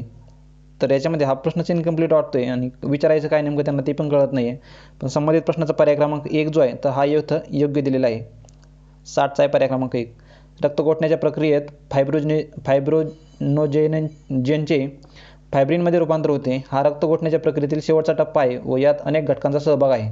तर 60चा मिळतो आपल्याला पर्याय क्रमांक 1. आता हे झाले सायन्सचे प्रश्न. इथून आता गणित बुद्धिमत्ता सुरू होते. हे तुम्ही आता थोडंसं स्वतः एफर्ट घ्या. मी प्रत्येक प्रॉब्लेमला तसे हे करून दिलेलं आहे, मी सोल्युशन दिलेलेच आहे त्याचे. तर इथं काही विद्यार्थी दिलेले आहेत बघा आणि त्यांची सब्जेक्ट दिले आहेत, कुठल्या सब्जेक्टमध्ये शिकतात किंवा कुठल्या कॉलेजमध्ये शिकतात, आणि त्यानुसार आपल्याला प्रश्न विचारलेला आहे कोणत्या कॉलेजमध्ये शिकतो. याच्यामध्ये तुम्ही दिलेली इन्फॉर्मेशन पुट केली, तुम्हाला उत्तर इथं योग्य उत्तर मिळून जाईल. नंबर 3 मध्ये तो हा नंबर 3च्या कॉलेजमध्ये शिकतोय. 62वा प्रश्न जर बघितला तुम्ही तर हे लँग्वेज, त्याला हा शब्द वापरला जातो. तर याच्यामध्ये काय ट्रिक दिलेली आहे त्यांनी, इथं +2 बघा, एलला +2 जर केलं तर तुम्ही एन मिळतोय आणि एला जर +3 केला तर तो डी मिळतोय. मग असंच +2 +3 +2 +3 जर केलं तर त्यानुसार मिळतो आपल्याला ऑफिशियलसाठी तीच ट्रिक वापरायची. ऑफिशियल नंतर +2 केलं म्हणजे ओ नंतर +2 म्हणजे काय OPQ म्हणजे क्यू पाहिजे आपल्याला, तर क्यू दिलेला आहे. मग इथं त्यानुसार जर बघितलं आपण तर पर्याय क्रमांक 2 इथे योग्य उत्तर मिळतो आपल्याला. तुम्ही स्वतः सोडून बघा, याच्यामध्ये काय अडचण आली तर तुम्ही मला कमेंट बॉक्समध्ये कमेंट करा. आपण त्याच्यावर वेगळा व्हिडिओ बनवूयात पुन्हा, कारण याची लेंथ खूप वाढत जाईल. मग प्रत्येक जर न्यूमरिकली तर सोडून द्यायचं म्हटलं तर याच्यामध्ये काहीतरी आयोगाकडून चूक झालेली आहे आणि कुठलाही लॉजिक लागत नाही, त्याच्यामुळे हा प्रश्न आयोगाकडून कॅन्सल केलेला आहे. 64 जर बघितलं आपण इथं कोणता संख्या श्रेणीतील प्रश्नार्थक चिन्हाच्या ठिकाणी कोणती संख्या येईल, 26 52 26 50 82 आणि त्याच्यानंतरची ती 122. तर याच्यामध्ये लॉजिक काय होतं, तर म्हणजे फरक जर याच्या दोघातला जर फरक घेतला आणि त्याच्यात त्या फरकामध्ये पुन्हा 8 8 मिळत गेले, याच्यामध्ये दोघांचा फरक किती आहे ते 24 आहे. या दोघांमधला फरक किती आहे तर ते 24 मध्ये 8 मिळवले तर किती होतात 32 मिळतात. मग ते 32 ॲड केले याच्या 82 मध्ये तर तुम्हाला लगेच फरकामध्ये तर ते तुम्हाला 122 मिळून जातील. तरी फरकामध्ये याच्या फरकामध्ये पुन्हा 8 8 मिळत चालायचे, त्यानुसार आपल्याला 122 मिळत आहे. आणि 65व्या प्रश्नामध्ये काय तर दिलेल्या संख्या मालिकेत तर असं बघा, एक संख्या वाढत असली दुसरी कमी होती पुन्हा तिसरी वाढतीये, तर असं समजून घ्यायचं की याच्यामध्ये असं अल्टरनेट नंबरची यांची सिरीज दिलेली आहे. 5 सोबत 12चं रिलेशन, 12 सोबत या क्वेश्चन मार्कचं रिलेशन आणि 54चं रिलेशन. तर 65 मध्ये काय दिलेलं आहे तर हा फरक दिलेला आहे बघा. यांच्यामधला फरक जो आहे, आता 11चा जर बघितला आपण, याच्यामध्ये फरक 9 18 म्हणजे 9 दुणे 18 18 दुणे 36 नंतर 72 असा फरक आहे त्यांच्यामध्ये. आणि 5च्या सिरीजमध्ये देखील तसंच आहे, 7चा फरक आहे त्यांच्यामध्ये, 7 14 नंतर 14 दुणे 28 आणि 56 असा फरक आहे.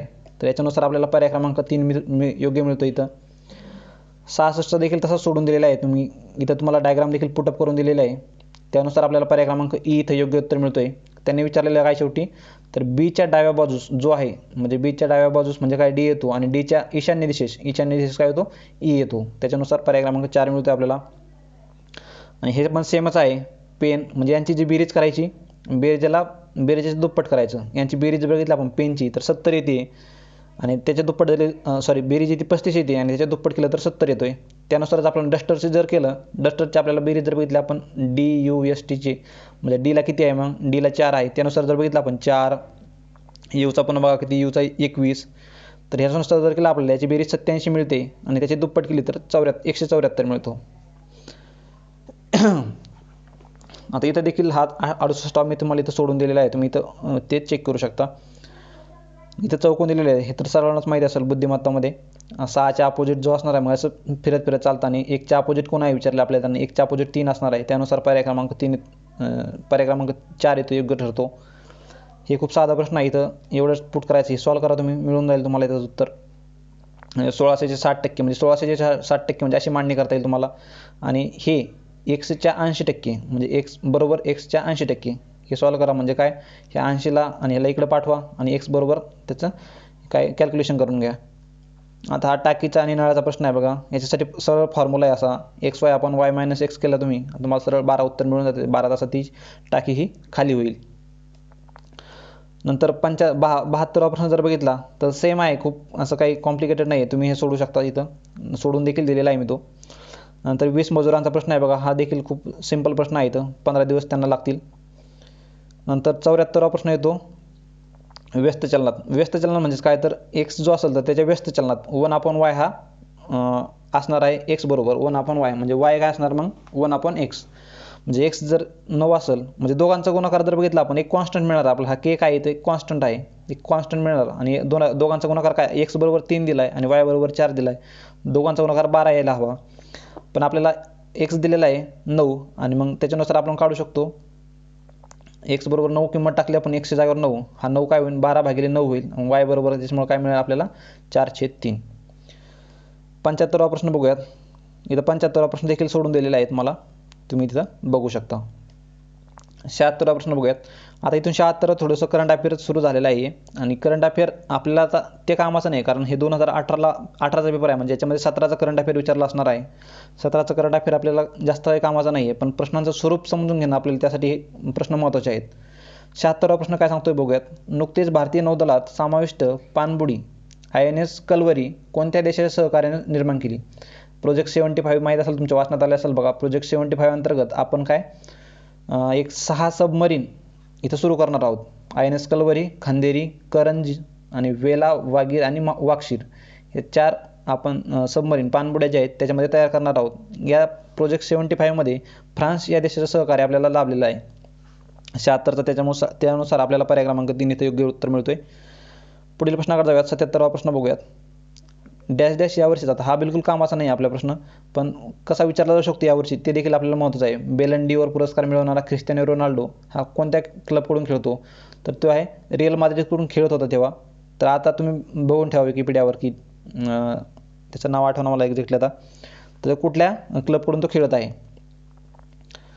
आणि 78वा प्रश्न बघा. अलीकडेच 2018 फायनान्शियल टेक्नॉलॉजी फिनटेक जे आहे ते धोरण जाहीर करणारे देशातील पहिले राज्य, फिनटेक धोरण जाहीर करणारे पहिले राज्य कोणतं आहे?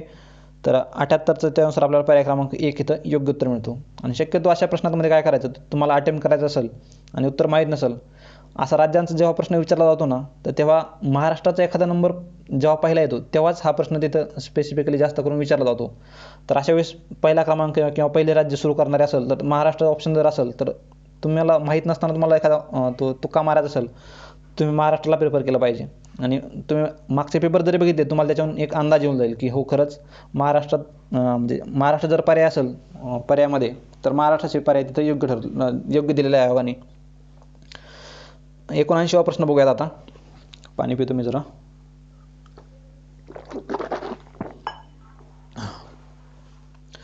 79वा प्रश्न बघूयात. भारतातील कोणत्या शहरात ग्लोबल एंटरप्रेन्योरशिप समिट 2017 आयोजित करण्यात आले? बघा त्यावेळेस इवांका ट्रम्प आली होती, ते खूप न्यूजमध्ये पण आलं होतं ते. ही समिट जी 2017ला झालेली आहे ती कुठं झाली होती? ती हैदराबाद येथे झालेली होती. पर्याय क्रमांक 2. 79चा आहे पर्याय क्रमांक 2. पुढील प्रश्नाकडे जाऊयात. कोणत्या देशाच्या संघास हरवून फ्रान्सने 10वा डेव्हिस कप जिंकला? कामाचा नाही आहे, पण असं आपल्याला करंट अफेअरमधल्या न्यूज वाचताना असे प्रश्न आपण डोळ्यासमोर ठेवून ते करंट अफेअर वाचणं गरजेचं आहे. तर 80चं जर बघितलं आपण त्यावेळी तर पर्याय क्रमांक 4 बेल्जियम हे तिथं योग्य उत्तर होतं. बेल्जियमला हरवून त्यांनी तो कप जिंकला होता. खालीलपैकी कोणत्या IAS अधिकाऱ्याची भारतीय क्रीडा प्राधिकरण किंवा साईच्या महासंचालकपदी नुकतीच नियुक्ती झालेली आहे? 81चा प्रश्नच कॅन्सल झालेला आहे. गरजेचं पण नाही आपल्याला त्याचं उत्तर माहीत असणं. नंतर 48व्या भारतीय आंतरराष्ट्रीय चित्रपट महोत्सवामध्ये कोणता चित्रपटास सुवर्णमयूर पुरस्कार प्राप्त झाला आहे? सुवर्णमयूर पुरस्कार कोणत्या ह्याला प्राप्त झाला आहे? तो 120 बीट्स पर मिनिट. पर्याय क्रमांक 4. 83वा प्रश्न बघूयात. 2017 सालच्या IFFI तर्फे दिल्या जाणाऱ्या जीवनगौरव पुरस्काराचे मानकरी कोण? IFFIचे कोण मानकरी आहेत? 83 जर बघितलं आपण तर हे कोणते आहेत? ॲटम इगोयन यांना हा IFFIचा जीवनगौरव पुरस्कार दिलेला होता 2017 सालचा. तुम्ही आता 2021चा बघून ठेवणं गरजेचं आहे त्याच्यामुळं. 83चा मिळतो आपल्याला पर्याय क्रमांक 1. 84वा प्रश्न बघूयात. हे तपी झालाय, तो तापी पाहिजे, तो TAPI. तर तापी प्रकल्प खालीलपैकी कशाशी संबंधित आहे? हा नदीशी संबंधित नक्कीच नाही आहे, कारण हे तुर्कमेनिस्तान, अफगाणिस्तान, पाकिस्तान आणि इंडिया या 4 देशांच्या नावावरून तो तापी ठरलेला आहे. बघा तुर्कमेनिस्तानचं T, Afghanistan A, Pakistan P आणि इंडियाचं I. तर याच्यामध्ये काय करणार आहे ते पाईपलाईनद्वारे नैसर्गिक वायुपुरवठा प्रकल्प आहे तो. अशी तुर्कमेनिस्तानपासून डायरेक्ट इंडियापर्यंत अशी पाईपलाईन आहे, तो पाईपलाईन प्रकल्प आहे तो. त्यानुसार आपल्याला 84चा मिळतो काय? पर्याय क्रमांक 3. पर्याय क्रमांक 3. पुढील प्रश्नाकडे जाऊयात. 84चा मिळतो आपल्याला पर्याय क्रमांक 3. पुढील प्रश्नाकडे जाऊयात. सौभाग्य योजना कशाशी संबंधित आहे? तर ह्या योजना जेवढ्या आहेत ते योजनांचा सर्व योजना मी एकाच व्हिडिओमध्ये तासभराचा व्हिडिओ आहे आणि जवळपास मी त्यात 60 ते 70 योजना मी त्याच्यामध्ये कव्हर केलेल्या आहेत. त्याची लिंक तुम्हाला खाली मिळून जाईल. बघा योजनांचा व्हिडिओ म्हणून लिंक आहे ती, तो आवर्जून तुम्ही बघावा. नक्कीच कुठलीही परीक्षा असू दे 2 ते 3 प्रश्न हे नक्की हमखास त्या योजना विचारले जातात. आणि सर्व महत्त्वाच्या ज्या योजना आहेत, सौभाग्य योजना असतील किंवा कुठल्याही योजना असू द्या बाकीच्या, त्या योजना त्याच्यामध्ये कव्हर झालेल्या आहेत. तुम्ही ते नक्की बघावा. सौभाग्य योजना जर बघितलं आपण, सहज बिजली हर घर योजना, आणि खूप तिथं म्हणजे डायग्रॅमॅटिकल तुम्हाला आकृत्यां म्हणजे चित्रांच्या स्वरूपात दाखवल्यामुळे तिथं त्या व्हिडिओमध्ये लक्षात राहण्यास खूप सोपं झालेलं आहे ते. नक्की बघा तुम्ही तो व्हिडिओ. सहज बिजली हर घर योजना. सहज बिजली हर घर योजना, बिजली म्हणजेच काय? मग लाईट आली, मग काय? प्रत्येक घरात वीज. पर्याय क्रमांक 1. प्रत्येक घरात वीज हा त्याचा उद्देश आहे, सहज बिजली हर घर योजना. 86वा प्रश्न बघूयात. पुढील विधानांचा विचार करून योग्य पर्याय निवडा. माजी पंतप्रधान डॉक्टर मनमोहन सिंग हे या वर्षासाठी इंदिरा गांधी शांतता पुरस्कार त्यांना दिलेला होता. पण इथं आयोगाचं काय झालं, आयोगाने यावर्षी म्हटलं त्यांना, आणि हा पेपर जो आहे 2018ला झालेला आहे. त्यांना पुरस्कार दिला होता 2017 साली. तर आयोगाने कुठून तरी हा स्टेटमेंट उचललेला आहे जसंच्या तसं. त्याच्यामध्ये सुधारणा म्हणजे मॉडिफाय केलंच नाही, त्याला चेंज करणं गरजेचं होतं, इयर टाकणं गरजेचं होतं. पण आयोगाने कॉपी पेस्ट केलेलं आहे कुठून तरी, एखाद्या मासिकातून केलं असणार आहे. त्याच्यामुळे हे विधान चुकीचं ठरतं आहे. कारण पहिल्या आन्सर कीमध्ये त्याचं आन्सर बरोबर दिलेलं होतं आणि दुसऱ्या आन्सर कीमध्ये पुन्हा चेंज केले त्याचा आन्सर. त्यांना हा पुरस्कार जागतिक स्तरावर, इथं हे विधान चुकीचं का ठरतं आहे, या वर्षासाठी नसून हा 2017 साठी दिलेला होता तो, आणि पेपर 2018 मध्ये झालेला आहे. त्याच्यामुळे ते चुकीचं ठरतं आहे. यांनी जर सांगितलं असतं 2017 साठी दिला आहे तर तो बरोबर होता मग विधान. त्यांना हा पुरस्कार जागतिक स्तरावर भारताचे स्थान सुधारण्यासाठी आणि भारताच्या आर्थिक सामाजिक विकासासाठी योगदान देण्यासाठी मिळालेलं आहे. हे देखील विधान बरोबर आहे. म्हणजे अचुकीचं आहे आणि ब बरोबर आहे, म्हणजे फक्त ब, पर्याय क्रमांक 2. 86चा मिळतो आपल्याला पर्याय क्रमांक 2. आणि आता याच्यामध्ये जर बघितलं आपण तर 2021चा जो आहे, 2021चा हा प्रथम इन्स्टिट्यूट जे आहे एज्युकेशन संबंधित, इनोव्हेटिव्ह लर्निंग संबंधित काम करते बघा. ती 1994ला तिची स्थापना आहे. 1994ला स्थापना झालेली, मुंबईत हेडक्वार्टर आहे तिचं.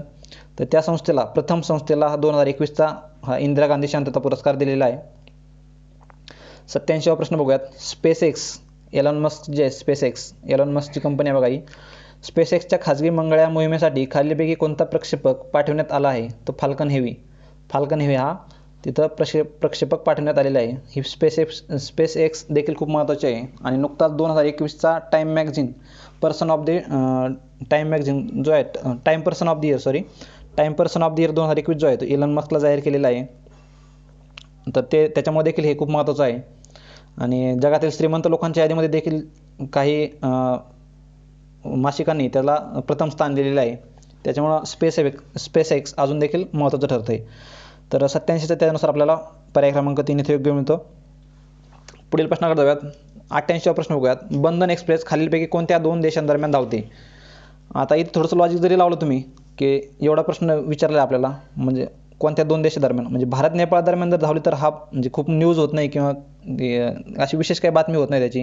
त्याच्यामुळे हा चुकी ठरतो. भारत आणि भारत भूतानचा देखील असं विशेष काही नाही. पण भारत बांगलादेश किंवा भारत पाकिस्तान असेल तर थोडीशी विशेष बाब ठरली जाते बंधन एक्सप्रेस. आणि तशीच विशेष बाब ही बंधन एक्सप्रेसची आहे की भारत बांगलादेश दरम्यान ही सुरू झालेली आहे, म्हणजे धावती आहे ती. 88 त्यानुसार आपल्याला पर्याय क्रमांक 3 इथे योग्य उत्तर मिळतो. पुढील प्रश्नाकडे जाऊयात. हे मागच्या प्रश्नात जर बघितलं आपण, ही टेस्ला देखील त्यांचीच कंपनी आहे, पण ही कार तयार करते बघा, ही कार व्हेकल. बंधन एक्सप्रेस कुठे आहे? ते भारत बांगलादेश. पर्याय क्रमांक 3. सरकारी योजनांचे सामाजिक लेखापरीक्षण हा शासनाच्या कामकाजाचा भाग करणारा कायदा प्रथम अंमलात आणणारे राज्य. म्हणजे काही प्रकारे सोशल ऑडिटिंग, एखाद्या स्कीमचा खऱ्या अर्थाने समाजात किंवा समाजात किती त्याचा उपयोग झाला आहे, म्हणजे खरंच ती स्कीम शेवटपर्यंत पोहोचली का, तर एक प्रकारचा असा एक हिशोब किंवा एक ऑडिटिंग केलं जातं, लेखापरीक्षण केलं जातं. तर असा कायदा प्रथम करणारं राज्य कोणतं आहे? तर ते आहे मेघालय. पर्याय क्रमांक 2 मेघालय. 89चा आहे पर्याय क्रमांक 2. 90वा प्रश्न बघूयात. एशी धोंडेन यांना भारत सरकारने नुकतेच पद्मश्री देऊन गौरविले. पद्मश्री दिला होता त्यांना, आणि ते कोणत्या क्षेत्रातील योगदानासाठी त्यांना दिलेला होता? तर ते तिबेटियन वनौषधीसाठी. 91वा प्रश्न बघूयात. खालीलपैकी कोणत्या पाणीवाटप तंट्यामध्ये कर्नाटकचा समावेश नाही?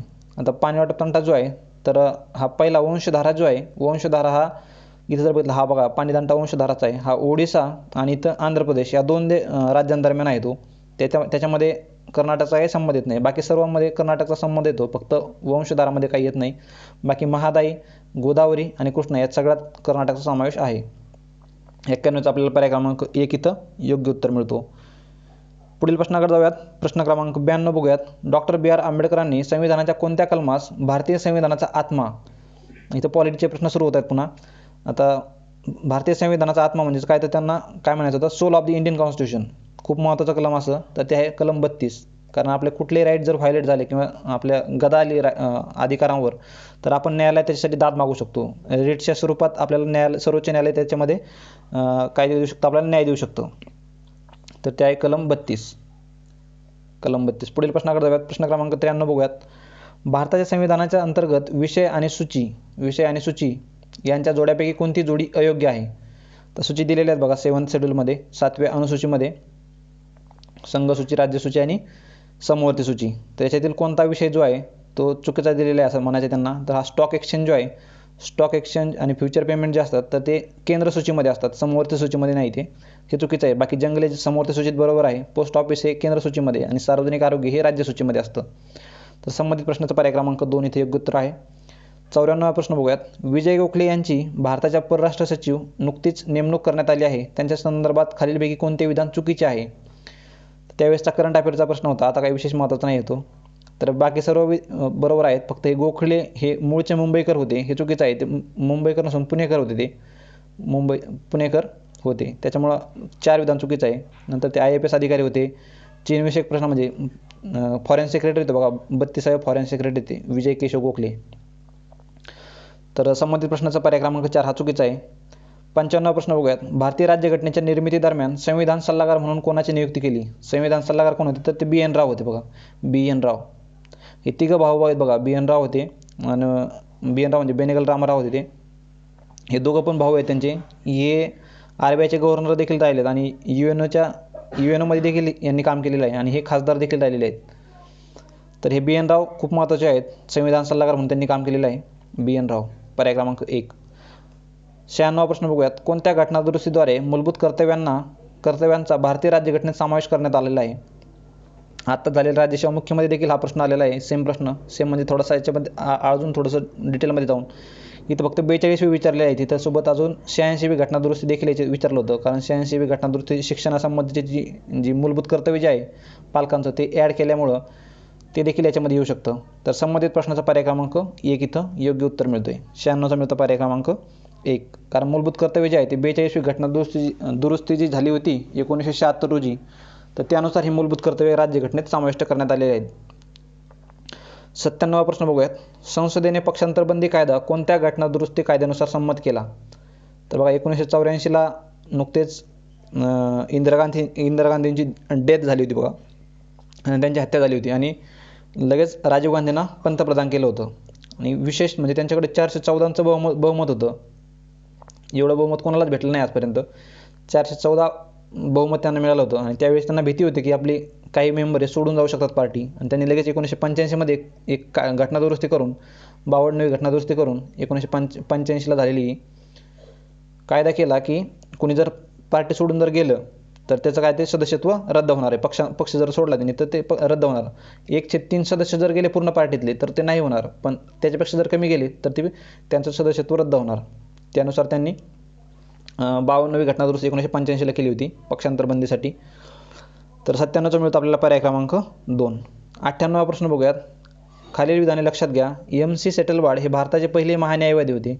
महान्यायवादी म्हणजे काय? Attorney general. आर्टिकल नंबर किती सांगतो याच्या? 76 कलमामध्ये सांगितलेलं आहे अटॉर्नी जनरल संबंधित. तर हे MC सेटलवाड पहिले होते, बरोबर आहे. महान्यायवाद्यास भारताच्या सर्व न्यायालयात उपस्थित राहण्याचा अधिकार आहे, हे देखील बरोबर आहे. महान्यायवादी संसदेच्या दोन्ही सभागृहाच्या कामकाजात सहभागी होतो, त्याला तिथे बोलणे व मत देण्याचा अधिकार आहे. हे मत देण्याचा अधिकार नाही, हे चुकीचं आहे. फक्त बोलण्याचा अधिकार आहे त्यांना, मत देण्याचा अधिकार नाही आहे. आणि याच्यानंतरही तुम्हाला कुठेही प्रश्न विचारला जाईल महान्यायवादी संबंधित किंवा कॅग संबंधित, तुम्हाला तिथं आवर्जून हे विधान टाकलेलं दिसून येईल की त्यांना वोटिंगचा देखील म्हणजे मतदानाचा देखील अधिकार असतो का? तर हे चुकीचं विधान आहे. हे मतदानाचा त्यांना अधिकार नसतो. तिथं बोलता येतं त्यांना, त्यांच्या ह्यात सहभागी होता येतं, फक्त मत करता येत नाही. त्याच्यामुळे क विधान चुकीचं ठरतं आहे. आपल्याला चूक विधाने विचारलेले आहेत म्हणजे क असलंच पाहिजे, नको आहे. बरोबर आहे, वरील सर्व नाही, फक्त क. पर्याय क्रमांक 3. 98चा मिळतो आपल्याला पर्याय क्रमांक 3. आणि आत्ताचे जर बघितलं आपण 15वे अटॉर्नी जनरल बघितलं आपण, के वेणुगोपाल जे आहेत ते के वेणुगोपाल यांना अटॉर्नी जनरल बनवलेलं आहे. ते तुम्ही लक्षात ठेवणं गरजेचं आहे. 99वा प्रश्न बघूयात. केंद्र व राज्य लोकसेवा आयोगाची स्थापना भारतीय राज्यघटनेतील कोणत्या कलमान्वये करण्यात आलेली आहे? म्हणजे UPSC आणि MPSC जे आहेत ते कोणत्या कलमाअंतर्गत स्थापन केले आहे? तुम्ही तयारी करताय, तुम्हाला माहिती असणं गरजेचं आहे. मग तर ते केलेले आहेत अनुच्छेद म्हणजे कलम 315 अंतर्गत, आर्टिकल 315 अंतर्गत ह्या केंद्र व राज्य लोकसेवा आयोगाची स्थापना करण्यात आलेली आहे. पर्याय क्रमांक 4 त्याच्यानुसार योग्य ठरतो. आणि अजून थोडंसं ॲडव्हान्समध्ये विचारलं जाऊ शकतं की ह्या केंद्र सेवा आणि राज्य लोकसेवा ह्या राज्यघटनेच्या कुठल्या भागामध्ये त्यांना स्थान देण्यात आलेलं आहे? ते कुठल्या भागामध्ये ते आहेत? 14व्या भागामध्ये. राज्यघटनेचे बघा 22 भाग आहेत, त्या 22 भागातल्या ह्या 14व्या भागामध्ये त्यांचा समावेश आहे. 14वा भाग, अनुच्छेद 315 आणि 14वा भाग. 100वा प्रश्न बघूयात. भारतीय संविधानाच्या कोणत्या अनुच्छेदानुसार मंत्री परिषद लोकसभेला उत्तरदायी असते? म्हणजे यांची काय तर रिस्पॉन्सिबिलिटी सांगते, रिस्पॉन्सिबल टू द लोकसभा. तर ते कोणत्यानुसार असते? तर अनुच्छेद 15 नुसार. अनुच्छेद 15 नुसार ती मंत्री परिषद ही लोकसभेला उत्तरदायी असते. तर बाकीच्या आर्टिकलमध्ये पण काय सांगतं ते तुम्ही बघून ठेवणं गरजेचं आहे. 76 आपण आत्ताच बघितला, अटॉर्नी जनरलमध्ये सांगितलं ते.